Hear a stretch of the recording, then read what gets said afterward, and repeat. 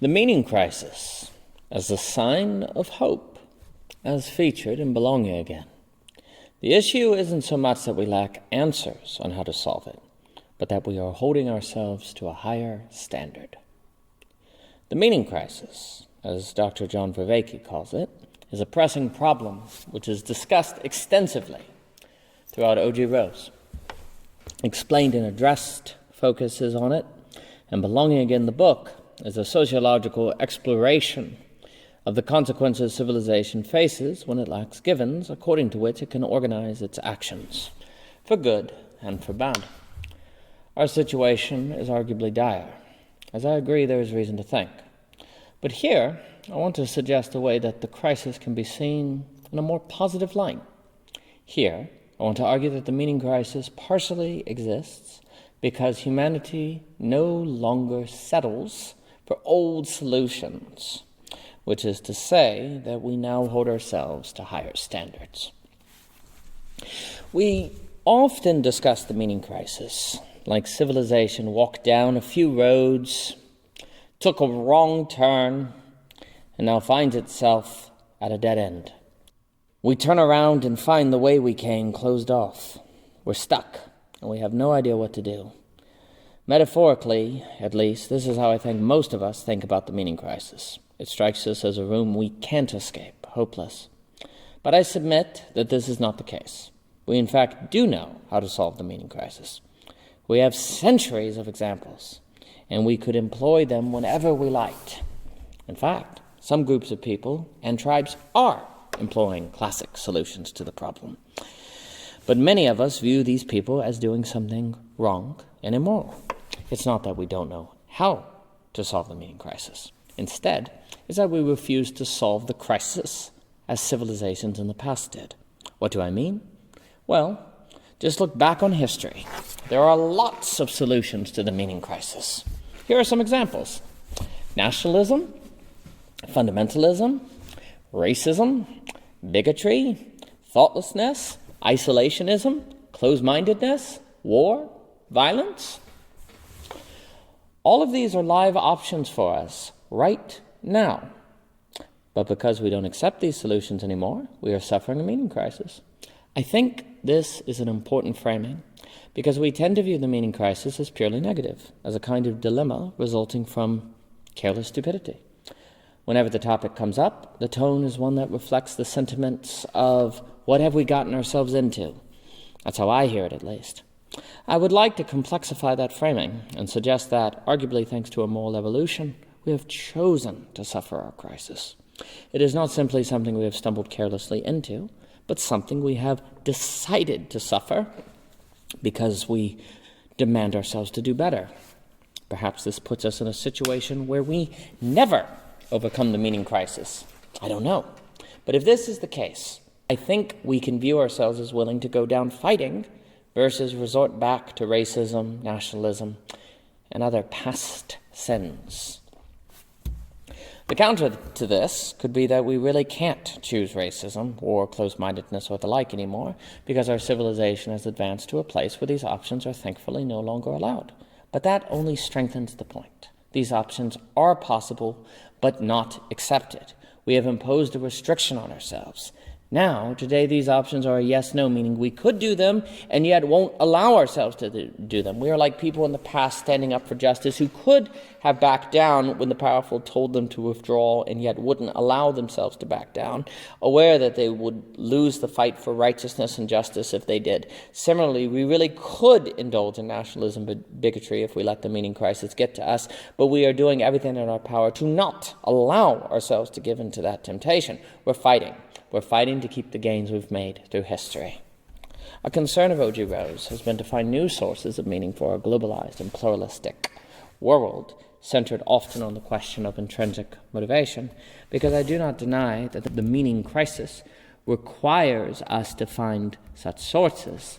Indeed, we are existentially suffering as a result of losing meaning, as to some degree reflected in our collapsing mental health. Again, I don't mean to deny that. Here, I simply want to suggest that there is something hopeful and noble about the meaning crisis. Its existence is a testament to our unwillingness to compromise on what we believe is right. Moving forward, please note I will be speaking in generalities, for indeed there are people today giving into the temptations of previous solutions. Mainly, I want to highlight the nobility of resisting the temptations, even if that leaves us existentially destabilized and alone. Section 1. The need for meaning is not new. Every civilization has had to find ways to address the problem of meaning. We are not alone. Today, it's just that the old ways are no longer acceptable to us, and as a result, we aren't solving our need for meaning anymore. When we think of our meaning crisis as something new and never before seen in human civilization, it becomes easy to think we've made a wrong turn somewhere and now find ourselves stuck in a place we cannot escape. Metaphorically thinking this way, the feeling that we're doomed comes naturally. But fortunately, I think this is the wrong way to think about our situation. Instead of thinking we're in a prison cell with no key, it's better to think of the prison as one we could escape whenever we wanted. But instead, for our principles and morals, we refuse the invitations of our capturer to leave. We simply won't accept our capturer's terms. In the past, people once found meaning by identifying strongly with their nation-state. This was the solution of nationalism that we have learned can give rise to fascism and totalitarianism. Though we accept patriotism, we no longer accept this option. Fundamentalism was also once an option, which was for people to simplify the complexity of the world into basic premises and see everything in terms of black and white. Fundamentalism ignores nuance and treats difference as foolish, and this could motivate racism and worse. Though we accept convictions, we no longer accept close-mindedness that ignores and disregards complexity. Racism, bigotry, xenophobia, and other forms of unjustified hierarchy creation were also ways that people found meaning, but they could see themselves as at least not being them and or atop a social order. Exclusivity can make us feel special, and creating divisions are ways to increase exclusivity. Though we today accept distinctions, we no longer accept discrimination that privileges people at the expense of others. The world makes a lot more sense if we don't think about it and seek isolationism, a place where we are not bothered. But this also entails ignoring complexity, foregoing responsibility, and abandoning the world to its own devices. It is to give up on finding deeper truths and to cease trying to make the world a better place. Though we today accept the need for quiet and meditation, we no longer accept giving up on solving the problems we face as a species and leaving everything up to the gods or fate. War and violence are ways by which the strong can also be the best and see themselves as such. They can seize for themselves everything they want and give themselves a purpose in carrying out that seizure. We can force everyone to look up to us, and we can practically become a god, though we today perhaps accept the potential of power to bring about positive change and even the need for self-defense. We no longer accept colonialism, domination, and force as valid ways to organize societies. I could go on, but the point I want to stress is that our crisis of meaning results at least partially from our convictions against wrongs. Yes, perhaps we can take some of these convictions too far and throw out all of religion in our stance against fundamentalism, or overlook the need for finding a military, or overlook the need for funding a military, say to protect minorities from being oppressed by terrorists, in our stance against war. But the presence of convictions shouldn't be overlooked. Even when these convictions are wrongly implemented and cause us problems, there is still evidence of an effort to do what's right. For that, I think we should give ourselves credit. The paper Explained and Addressed by O.G. Rose argued that today we feel explained away because we don't feel addressed. But it should be noted that all of the strategies described above would solve the problem, this problem of ours. Once we view ourselves at the top of a racial caste system, our need for feeling important will be addressed. Once we establish ourselves as the most powerful group around through violence, we will feel like people see us. Once we close off our minds to ideas that challenge us, our desire for existential stability will be gained. Once we allow ourselves to be pulled into a conspiracy, we will feel like we know the truth and have a purpose, and so on. For us, solving the meaning crisis is not simply about solving our crisis of meaning with just any solution, but with a solution that meets our moral standards. Considering this, we can start to see the meaning crisis as not just a bad thing, but a good sign as well. Unfortunately, the longer we hold out to find a moral solution to our crisis of meaning, the greater the pressure and temptation will become for us to accept an immoral solution from the past. This pressure is perhaps getting to more people each day, hence the growing movements favoring totalitarianism, uniformity, conspiratorial thinking, and the like. But millions of people are still resisting these temptations and holding out for something that doesn't make us morally compromise ourselves, and we should view this effort as resulting from a noble commitment versus finding ourselves at a dead end without a way out. For me, this reframing of the meaning crisis makes it easier to keep going. There's hope in it, for I find hope in knowing that much of humanity would rather suffer and even perish than compromise on what's right. The meaning crisis can be seen as evidence that there's good in us.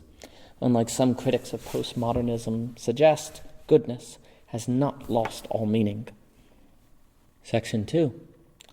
The problem of meaning is constant through history, as has been the problem of food, shelter, reproduction, and the like.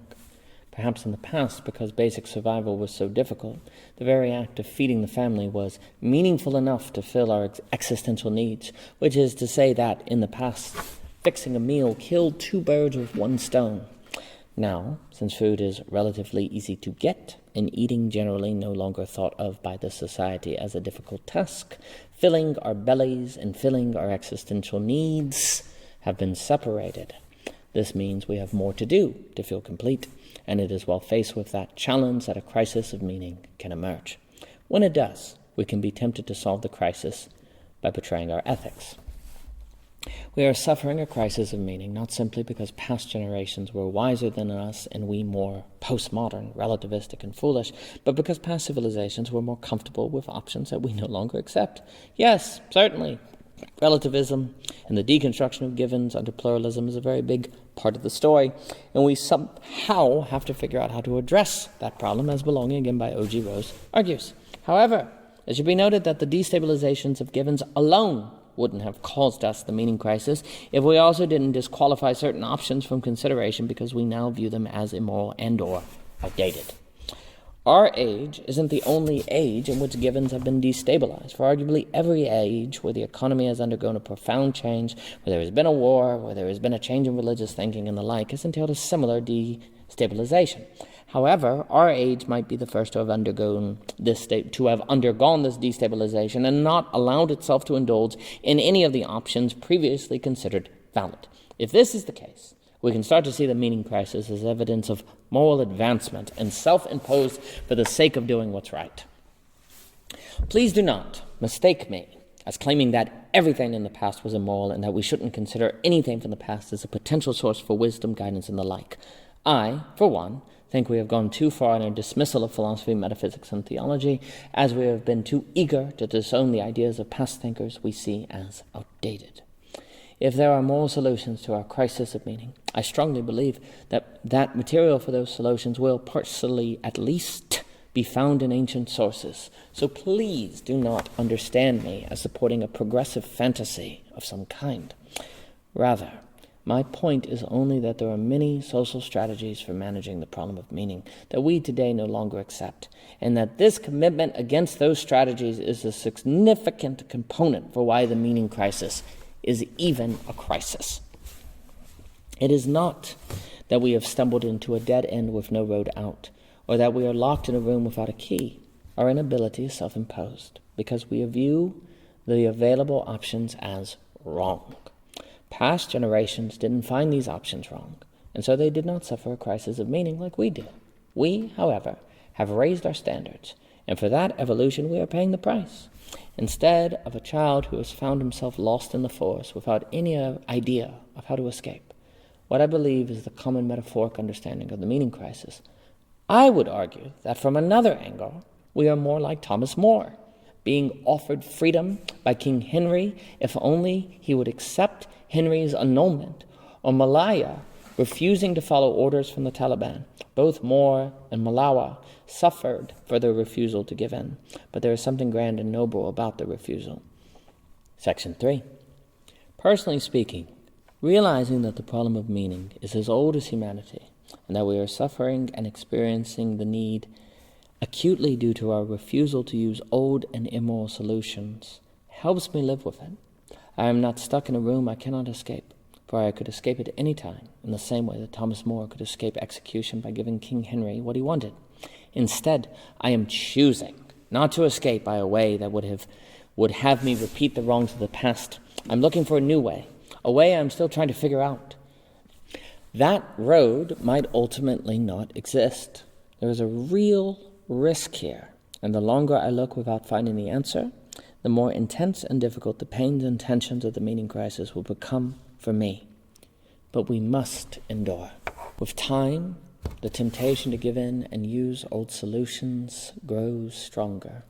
And unfortunately, the internet makes it increasingly easy to find people who will support us if we return to nationalism, bigotry, closed-mindedness, fundamentalism, and the like. At any moment of any day, we can escape the meaning crisis into the accepting arms of people who will tell us we have done nothing wrong. With time in their arms, we might even be able to forget that we gave into a temptation. We might genuinely be able to believe that we made a good choice. Considering all this only adds to the temptation to escape the meaning crisis by appealing to old solutions. But we must keep fighting. It's better to suffer for what's right than prosper from what's wrong.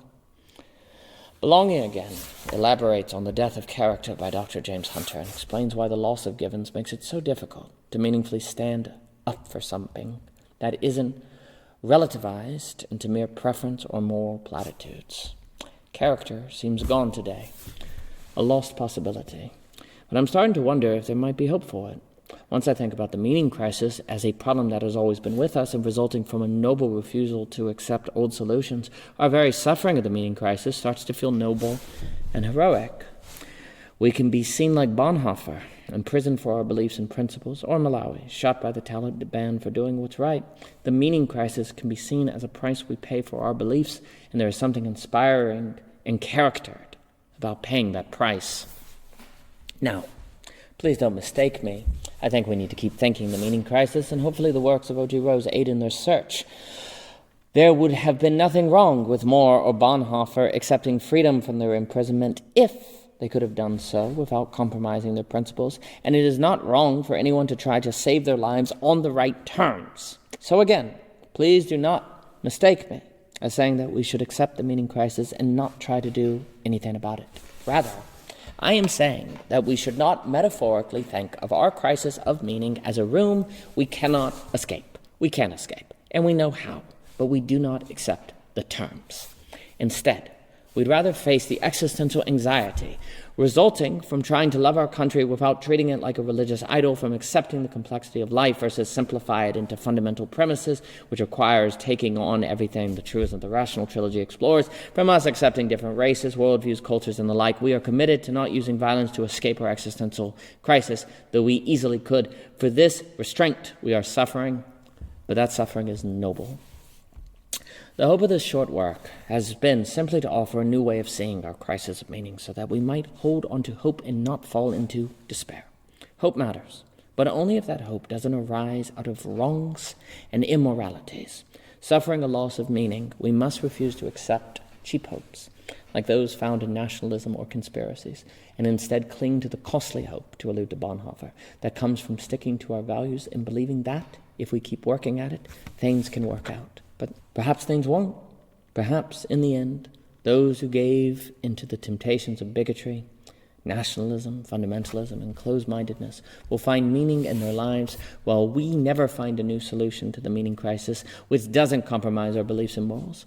But I still think it's best to do what's right. Perhaps this is the way today we can be martyrs, and in seeing ourselves as willing to be martyred by not accepting immoral and cheap solutions to the meaning crisis, perhaps in this very act we can find meaning. I think we can. I think seeing the meaning crisis as resulting from standing up for what's right can help us feel like life is meaningful. In this way, embracing our crisis could be the act of solving it. For more by O.G. Rose, please visit ogrose.com, Twitter, Anchor, Instagram, so on and so forth. To purchase Belonging Again, please visit Amazon. All purchases and reviews are deeply appreciated. And thank you so much for your time.